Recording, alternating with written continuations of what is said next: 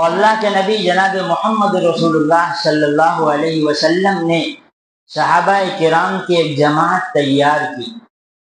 آج آپ حضرات کے روبرو میں انہی مقدس ہستیوں کا تذکرہ کروں گا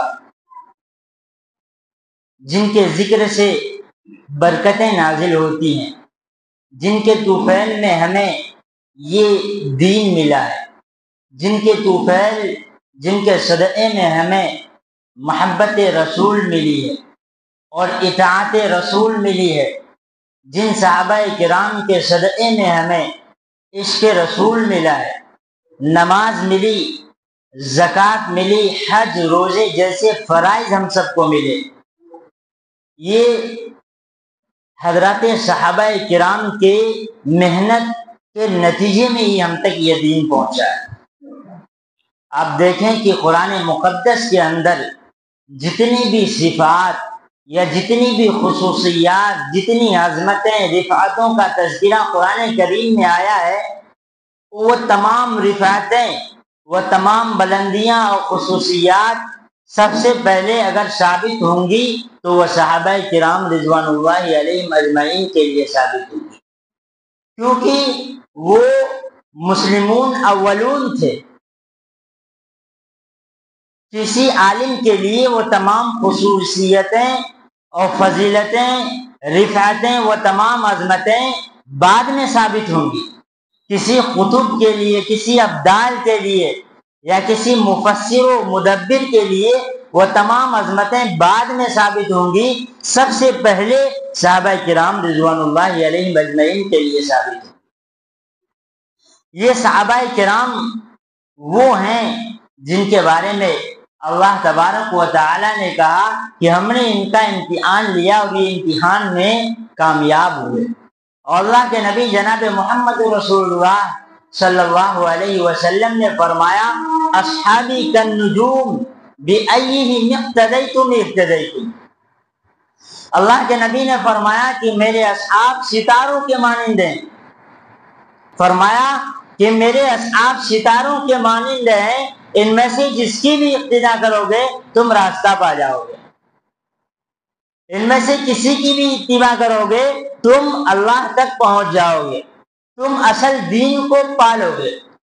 اللہ کے نبی جناب محمد رسول اللہ صلی اللہ علیہ وسلم نے فرمایا، اور صحابہ کرام کی آپ ایمان کو دیکھیں کہ انہیں جو ایمان ملا ہے صحابہ کرام کو، وہ ایمان ہماری اور آپ کی طرح، جس طرح ہمیں اور آپ کو ملا ہے اس طرح ان کو نہیں ملا، بلکہ انہیں جو ایمان ملا ہے بڑی مشقتوں کے ساتھ ملا۔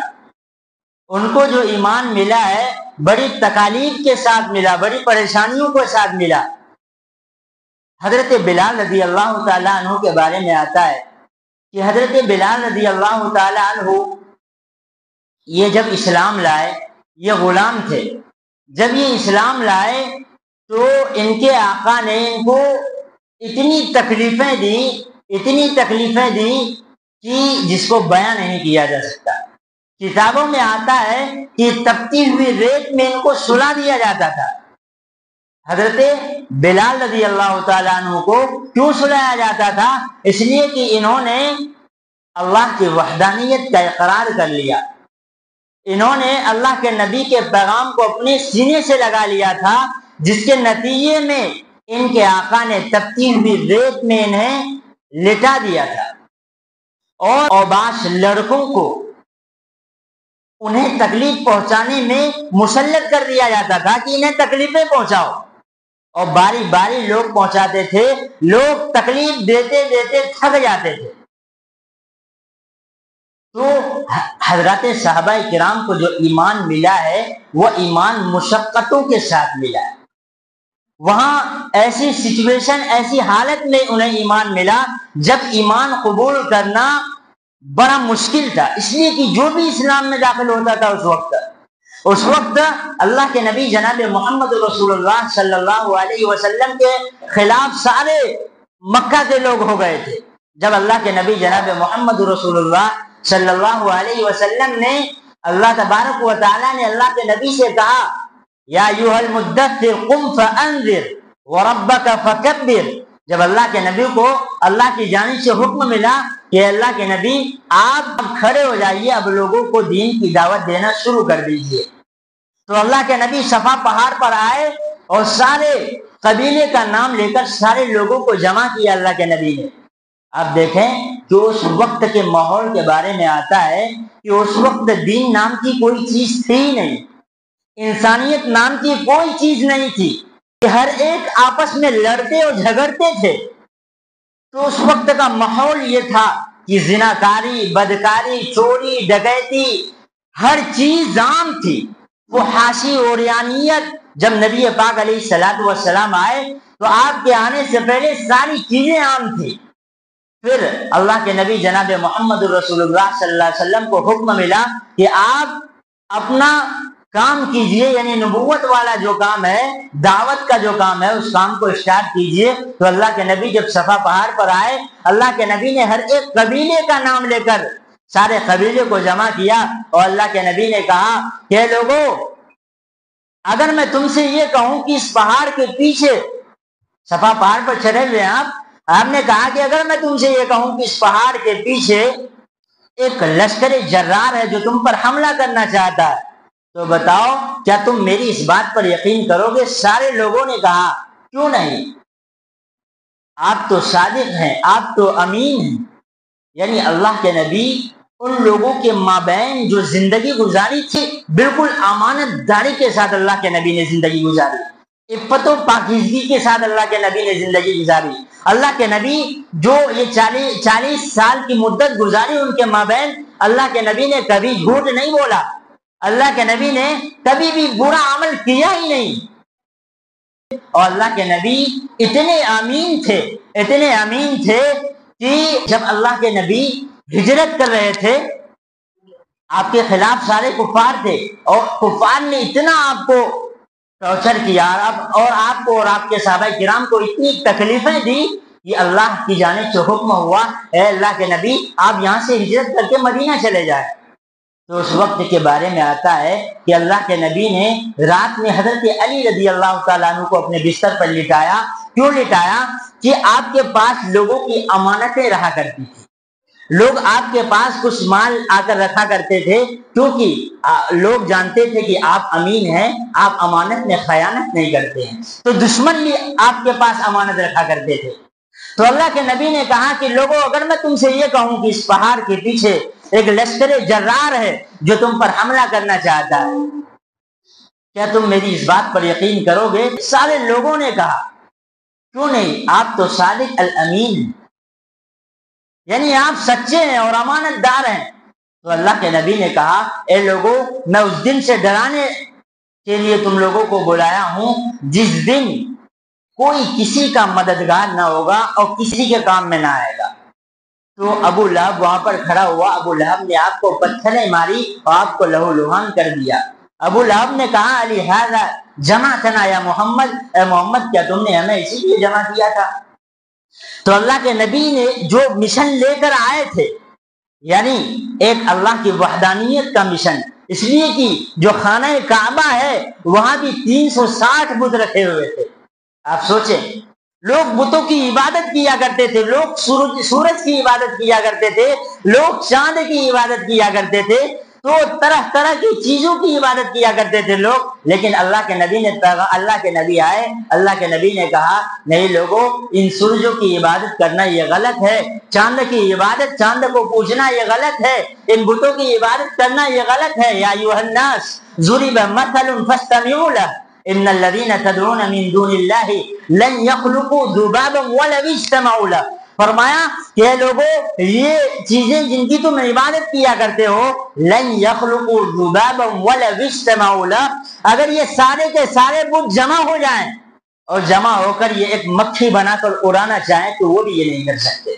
تو تم ان بتوں کی عبادت کیوں کرتے ہو جو نہ تمہیں کوئی نفع پہنچا سکتے ہیں نہ کوئی نقصان پہنچا سکتے ہیں؟ ان بتوں کی عبادتوں میں کیا فائدہ ہے؟ تو جب اللہ کے نبی نے یہ پیغام دیا تو سارے لوگ، کیونکہ وہ ان کے آباء و اجداد نے جو عبادتیں کی، بتوں کی عبادتیں، اس عبادت پر وہ بھی جم گئے تھے۔ بتوں کی محبت ان کے دلوں میں بھی سما گئی تھی، چاند و سورج کی محبت ان کے دلوں میں بھی سما گئی تھی، اور وہ انہی چیزوں کو خدا مانتے تھے۔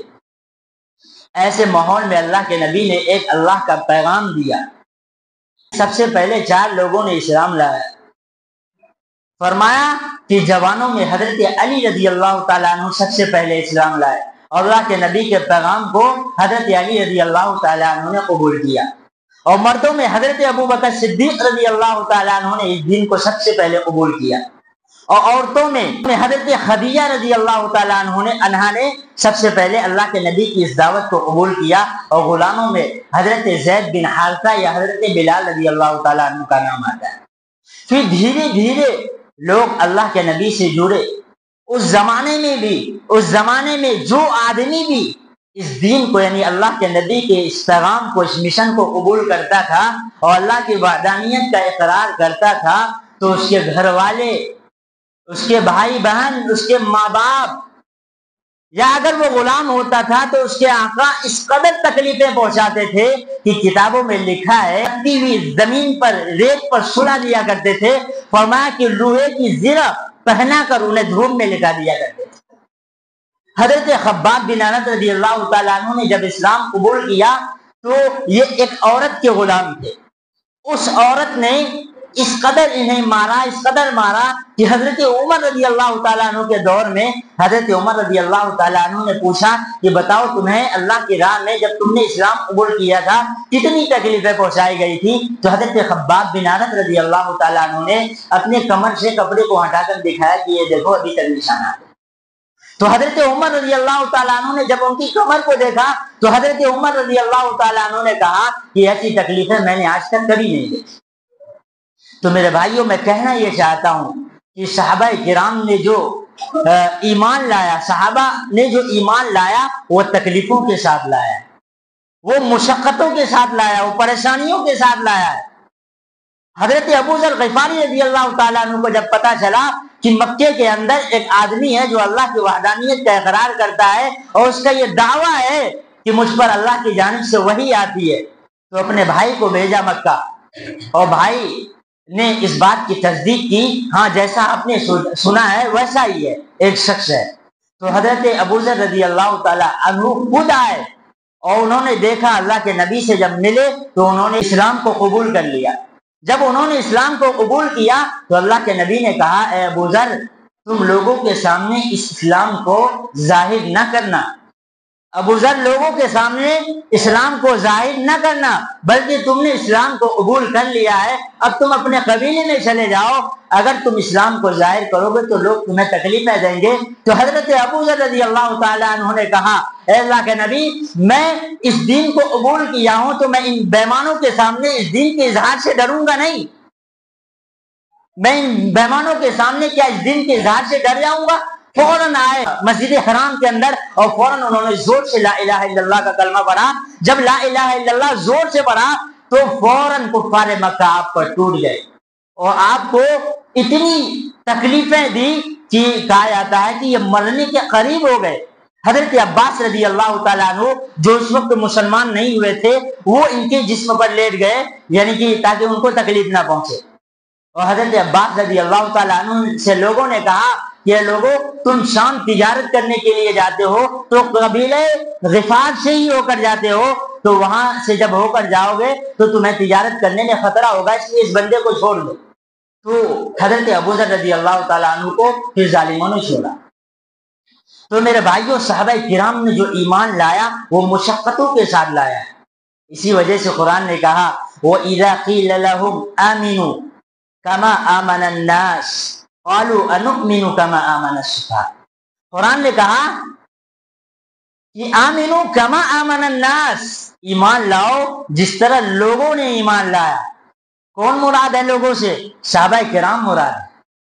فرمایا ایمان لاؤ جس طرح صحابہ کرام نے ایمان لایا، تو قرآن نے صحابہ کرام کے ایمان کو ایمان معیار بتایا کہ لوگوں کا ایمان کیسا ہونا چاہیے، وہ صحابہ کرام کے ایمان جیسا ہونا چاہیے۔ صحابہ کرام کے ایمان کو معیار بنایا کہ لوگوں کا ایمان اس طرح ہونا چاہیے۔ کیوں؟ اس لیے کہ ان کا ایمان جو تھا، جب وہ ایمان لاتے تھے تو اپنے آپ کو پورے طور پر اللہ کے نبی اور اللہ کے احکام کے تابع کر دیتے تھے۔ تو یہ صحابہ کرام کی جماعت ہے۔ اسی وجہ سے کہا گیا ہے کہ اگر کوئی بھی قطب، کوئی بھی ابدال، بڑے سے بڑا ولی اللہ کی کتنی بھی عبادتیں کر لے، پوری زندگی اپنی زندگی کو اللہ کی عبادت میں لگا دے، پھر بھی ایک صحابی کے مقام کو نہیں پہنچ سکتا۔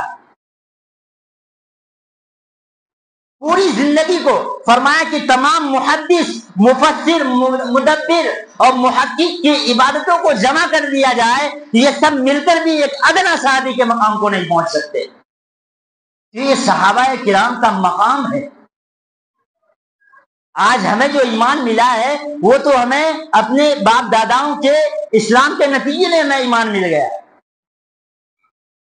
ہمیں وہ تکلیفیں، ان تکالیف اور ان پریشانیوں کے ساتھ ایمان نہیں ملا جن تکالیف کے ساتھ صحابہ کرام کو ملا۔ اور یہی وجہ ہے کہ ان کے ایمان کے مضبوط ہونے کے نتیجے میں اللہ کے نبی نے ان کے بارے میں کہا اصحابی کالنجوم بأیہم اقتدیتم اہتدیتم، فرمایا کہ میرے صحابہ ستاروں کے مانند ہیں، جس کی بھی اقتدا کرو گے راستہ پا جاؤ گے۔ کیونکہ ان میں سے ہر ایک کی زندگی ہمارے لیے ایک نمونہ ہے۔ انہوں نے اپنی زندگی گزار کر کے بتایا کہ اسلامانہ زندگی یا مسلمانہ مومنانہ زندگی کیسے گزاری جاتی ہے۔ ان کے اندر امانت داری بھی تھی، پاک دامنی بھی تھی، ان کے اندر ساری چیزیں تھی، چاہے وہ معاملات ہو، معاشرت ہو، چاہے کوئی اخلاق ہو، کوئی بھی چیزیں ہو، ساری چیزوں میں وہ اعلیٰ معیار پر تھے۔ اسی وجہ سے قرآن نے کہا اولئک الذین امتحن اللہ قلوبہم للتقوی، فرمایا کہ وہ لوگ ہیں جن کے دلوں کو اللہ نے ٹٹولا، جن کے دلوں کو اللہ نے امتحان لیا تو یہ اس امتحان میں پورے اترے۔ فرمایا لہم مغفرۃ واجر کبیر، ان کے لیے مغفرت ہے، ان کے لیے بشارت ہے، ان کے لیے جنت کا وعدہ ہے۔ لہم اجر کبیر، ان کے لیے اجر عظیم اور اجر کبیر ہے۔ اللہ کے نبی نے کیا کہا کہ اگر ایک آدمی احد پہاڑ کے برابر بھی سونا خرچ کر دے، اگر ایک آدمی احد پہاڑ کے برابر بھی سونا خرچ کر دے تو فرمایا کہ وہ ایک صحابی کے پاؤں تک بھی نہیں پہنچ سکتا۔ لیکن آج کا ماحول یہ ہے میرے بھائیوں کہ صحابہ کرام کو آج کل نشانہ بنایا جاتا ہے۔ آج صحابہ کرام کی فضیلتوں کو پس پشت ڈال کر لوگ آج صحابہ کرام کو گالیاں دے رہے ہیں۔ آج صحابہ کرام کو منافق کہا جا رہا ہے۔ اب یاد رکھیں، جو منافق ہوگا وہ صحابی نہیں ہو سکتا، جو منافق ہوگا وہ صحابی نہیں ہو سکتا، اس لیے کہ صحابی منافق نہیں تھے۔ صحابی کی تعریف یہ ہے کہ انہوں نے ایمان کی حالت میں اللہ کے نبی کو دیکھا اور ایمان کی حالت میں ہی اس دنیا سے رخصت فرما گئے۔ اور جو ایمان کی حالت میں، جب ایمان ہوگا تو نفاق ہو ہی نہیں سکتا ہے انسان کے دل میں۔ آج صحابہ کرام کو نشانہ بنایا جاتا ہے اور انہیں برا بھلا کہا جاتا ہے، تو اللہ کے نبی نے ایسے شخص پر لعنت بھیجی ہے جو صحابہ کرام کو گالی دے، یا صحابہ کرام کو برے القاب سے پکارے، یا صحابہ کرام کی تنقید کرے۔ آج کل ہر بیان چل رہا ہے، مولانا سلمان ندوی کا بیان کلپ آیا کہ انہوں نے اپنے بیان میں کہا کہ حضرت معاویہ رضی اللہ تعالیٰ عنہ نعوذ باللہ اس امت کے فرعون ہیں۔ مولانا سلمان ندوی نے یہ بیان دیا کہ حضرت معاویہ رضی اللہ تعالیٰ عنہ نعوذ باللہ اس امت کے فرعون ہیں۔ کتنی بڑی بات کہی۔ تو یاد رکھیں، صحابہ کرام کو برا بھلا کہنا یہ ضلالت اور گمراہی ہے، اور جس نے صحابہ کرام کی برائی کی، جس نے صحابہ کرام کو گالیاں دی، وہ اسلام سے خارج ہے، اسلام میں اس کا کوئی حصہ نہیں ہے۔ حضرت معاویہ رضی اللہ تعالیٰ عنہ کا مقام کیا ہے؟ آپ اکابرین کے جملے سے اندازہ لگائیں حضرت حسن بصری رحمت اللہ علیہ یا حضرت عبداللہ ابن مبارک رحمت اللہ علیہ، ان دونوں میں سے کسی نے پوچھا کہ آپ بتائیے کہ اس حضرت معاویہ رضی اللہ تعالیٰ عنہ کا مقام بلند ہے یا حضرت عمر بن عبد العزیز کا مقام بلند ہے؟ حضرت عمر بن عبد العزیز رحمت اللہ علیہ یہ صحابی نہیں ہے، یہ تابعی ہے۔ حضرت عمر بن عبد العزیز رحمت اللہ علیہ یہ صحابی نہیں ہے، یہ تابعی ہے۔ حضرت معاویہ رضی اللہ تعالیٰ عنہ یہ صحابی ہے۔ تو کسی نے پوچھا حضرت عبداللہ ابن مبارک رحمت اللہ علیہ سے، آپ بتائیں کہ حضرت معاویہ رضی اللہ تعالیٰ عنہ کا مقام بڑھا ہوا ہے یا حضرت عمر بن عبد العزیز رحمت اللہ علیہ کا؟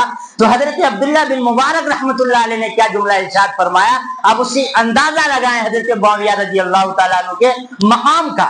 حضرت عبداللہ ابن مبارک رحمت اللہ علیہ نے فرمایا کہ حضرت معاویہ رضی اللہ تعالیٰ عنہ نے جو اللہ کے نبی کے ساتھ جہاد کیا، اور اس جہاد کے اندر جو گرد و غبار حضرت معاویہ رضی اللہ تعالیٰ عنہ کے گھوڑے کے ناک پر آ گیا تھا، اس گرد و غبار کے مقام کو بھی حضرت عمر بن عبد العزیز رحمت اللہ علیہ نہیں پہنچ سکتے۔ تو حضرت معاویہ کا مقام تو یہ الگ بات۔ حضرت عمر بن عبد العزیز رحمت اللہ علیہ یہ بہت بڑے تابعی، امت میں اس کے مابین حضرت عمر بن عبد العزیز رحمت اللہ علیہ کے حضرت معاویہ رضی اللہ تعالیٰ عنہ کے خلافت کے مابین بہت سارے خلیفہ پیدا ہوئے، لیکن ان میں خرافات تھے۔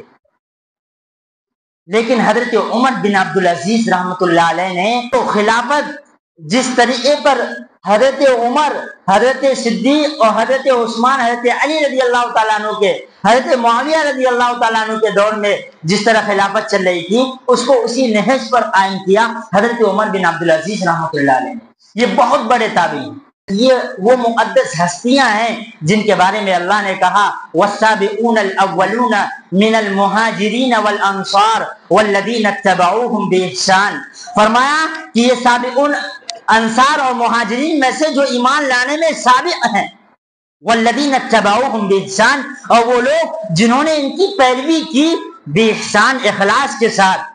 اللہ کہتا ہے قرآن میں رضی اللہ عنہم ورضوا عنہ، اللہ ان سے راضی ہوا اور یہ اللہ سے راضی ہوئے، اور فرمایا وأعد لهم جنات تجری تحتها الانہار، ان کے لیے اللہ نے جنت کے باغات تیار کر رکھے ہیں۔ بتائیے جب اللہ اور اللہ کے نبی کا فیصلہ ہے کہ سارے صحابی اللہ کے نزدیک پسندیدہ ہیں اور اللہ ان تمام صحابی سے راضی ہیں، تو ہم اور آپ صحابہ پر انگلی اٹھانے والے کون ہوتے ہیں؟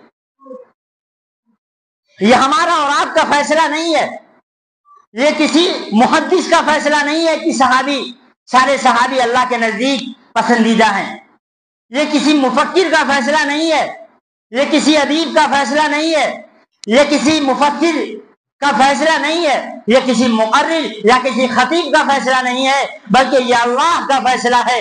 رضی اللہ عنہم ورضوا عنہ وأعد لهم جنات تجری تحتها الانہار، یہ اللہ کا فیصلہ ہے۔ اللہ نے کہا اولئک هم الصادقون، یہ سچے ہیں۔ اللہ نے کہا اولئک علی ھدی من ربہم واولئک هم المفلحون، یہ کامیاب ہیں، یہ اللہ کا فیصلہ ہے۔ اللہ نے کہا، اللہ نے انہیں امت وسط قرار دیا، اور اللہ کہتا ہے محمد رسول اللہ والذین معہ اشداء علی الکفار رحماء بینہم تراہم رکعا سجدا یبتغون فضلا من اللہ ورضوانا۔ اللہ کہتا ہے محمد اللہ کے پیغمبر ہے، والذین معہ اشداء علی الکفار، ان کی خصوصیت یہ ہے کہ یہ کفار کے خلاف سخت ہیں، یہ مشرکوں کے خلاف سخت ہیں، اور فرمایا رحماء بینہم، یہ آپس میں نرم دل ہیں، اور فرمایا تراہم رکعا سجدا، اے مخاطب آپ ان کو دیکھیں گے کبھی یہ سجدہ کر رہے ہوتے ہیں، رکعا سجدا کبھی یہ رکوع کر رہے ہوتے ہیں، یبتغون فضلا من اللہ ورضوانا سیماہم فی وجوہہم من اثر السجود، سجدوں کے نشانات ان کی پیشانیوں پر چمک رہے ہیں، یہ ان کی علامت ہے۔ تو میرے بھائیوں، صحابہ کرام سے اللہ جو صحابہ کرام سے راضی ہے، اور ساری امت میں اللہ کے نبی کے بعد جو جماعت مقدس ہے وہ صحابہ کرام کی جماعت ہے. یہ فیصلہ ہمارا اور آپ کا نہیں ہے بلکہ یہ قرآن کا فیصلہ ہے, یہ اللہ کے نبی کا فیصلہ ہے. اللہ کے نبی نے کہا اللہ اللہ فی اصحابی لا تتخذوهم غرضا من بعدی. اللہ کے نبی نے فرمایا کہ اے لوگو لا تتخذوهم غرضا من بعدی, میرے بعد صحابہ کرام کو نشانہ نہ بنانا. لا تتخذوهم غرضا من بعدی فمن احبهم فبحبی احبهم. فرمایا کہ جو ان سے محبت کرے گا وہ میری وجہ سے ان سے محبت کرے گا. ومن ابغضهم فببغضی ابغضهم. جو ان سے بغض رکھے گا, جو ان سے عداوت رکھے گا, تو فرمایا وہ میری وجہ سے عداوت رکھے گا. ومن آذانی فقد آذى اللہ. فرمایا کہ جس نے صحابہ کرام کو تکلیف دی اس نے مجھے تکلیف دی, اور جس نے مجھے تکلیف دی اس نے اللہ کو تکلیف دی. فیوشک ان یأخذ. اور جس نے اللہ کو تکلیف دی قریب ہے کہ وہ اللہ کے عذاب میں گرفتار ہو. یہ صحابہ کرام رضوان اللہ علیہم اجمعین کے بارے میں شریعت کا حکم ہے. یہ کون ہیں؟ یہ کامیاب لوگ ہیں. ان کے بارے میں زبان درازی کرنا, اللہ کے نبی نے پہلے ہی کہا تھا کہ میری امت 73 فرقوں میں تقسیم ہوگی. اللہ کے نبی نے کیا کہا؟ میری امت آگے چل کر 73 فرقوں میں تقسیم ہوگی, اور فرمایا کلھا فی النار. ہر فرقہ جہنم میں جائے گا, ہر فرقہ جہنم میں جائے گا, اس کا ٹھکانہ جہنم ہے. فرمایا ایک فرقہ ایسا ہوگا کلھا فی النار غیر واحدہ. فرمایا ایک فرقہ ایسا ہوگا جو ناجی ہوگا, جو نجات پانے والا ہوگا. اور وہ فرقہ کون ہوگا؟ اللہ کے نبی نے معیار بتایا. فرمایا ما انا علیہ و اصحابی. وہ فرقہ جو کامیاب ہوگا, وہ فرقہ جس کا ٹھکانہ جنت ہوگا, فرمایا وہ ہے جس ما انا علیہ و اصحابی. وہ فرقہ وہ ہے جو میرے اور میرے اصحاب کے طریقے پر چلے. معیار بتا دیا کہ جو شخص میرے طریقے پر ہوگا, میرے صحابہ کرام کے طریقے پر ہوگا, فرمایا وہ فرقہ جو فرقہ بھی اس معیار پر ہوگا, یعنی اللہ کے نبی اور اصحاب کے طریقے پر جو فرقہ ہوگا, اللہ کے نبی نے فرمایا وہ فرقہ ناجی ہے, وہ فرقہ جہنم سے بری ہونے والا ہے. اس فرقے کا ٹھکانہ جنت ہے. اس کے علاوہ جتنے بھی فرقے ہیں, اللہ کے نبی نے فرمایا کلھا فی النار. سارے فرقوں کا ٹھکانہ جہنم. آج آپ دیکھیں کہ کوئی فرقہ صحابہ کرام کو گالیاں دے رہا ہے, کوئی فرقہ اللہ کے نبی جناب محمد رسول اللہ صلی اللہ علیہ وسلم کو مختار کل کا عقیدہ رکھے ہوئے ہے. کوئی فرقہ اس بات کا قائل ہے کہ سب سے پہلے خلیفہ حضرت ابو بکر اور حضرت عمر رضی اللہ تعالیٰ عنہ نعوذ باللہ غاصب ہیں. تو یہ طرح طرح کے عقائد والے فرقے جو اللہ کے نبی نے کہا تھا, یا یوں کہہ لیں کہ پیشین گوئی کی تھی, وہ سارے کے سارے صادق آ رہے ہیں. آج سارے فرقے نظر آ رہے ہیں کہ کوئی فرقہ صحابہ کرام کو گالی دے رہا ہے, کوئی فرقہ حدیث کا منکر ہے, کوئی فرقہ صرف قرآن کا قائل ہے, کوئی فرقہ ایسا ہے جو حضرت معاویہ رضی اللہ تعالیٰ عنہ کو گالی دیتا ہے. ہم سب کو چاہیے کہ ہم سب صحابہ کرام رضوان اللہ علیہم اجمعین کی عظمت کو اپنے دل پر بٹھائیں, اس لیے کہ یہ دین کے ستون ہیں. یہ نبی پاک علیہ الصلوۃ والسلام کے تربیت یافتہ ہیں. کن کے شاگرد ہیں؟ اللہ کے نبی کے شاگرد ہیں. ان کی تربیت اللہ کے نبی نے کی ہے. اگر ان پر کوئی نقص آپ نکالتے ہیں تو گویا کہ ایک استاد پر نقص نکال رہے ہیں, اللہ کے نبی پر نقص نکال رہے ہیں نا. فرمایا یہ دین کے ستون ہیں. اگر آپ یہ دین ہم تک جو پہنچا ہے انہی صحابہ کرام کی محنت کے نتیجے میں ہی پہنچا ہے نا. اگر ہم صحابہ کرام کو تنقید کا نشانہ بنائیں یا نعوذ باللہ نفاق کے ساتھ ہم انہیں متصف کریں تو سوچ لیں یہ اس دین کو ہم گویا منہدم کر رہے ہیں. اللہ ہم سب کو صحابہ کرام کی اقتداء کی توفیق نصیب فرمائے. وآخر دعوانا الحمد للہ رب العالمین.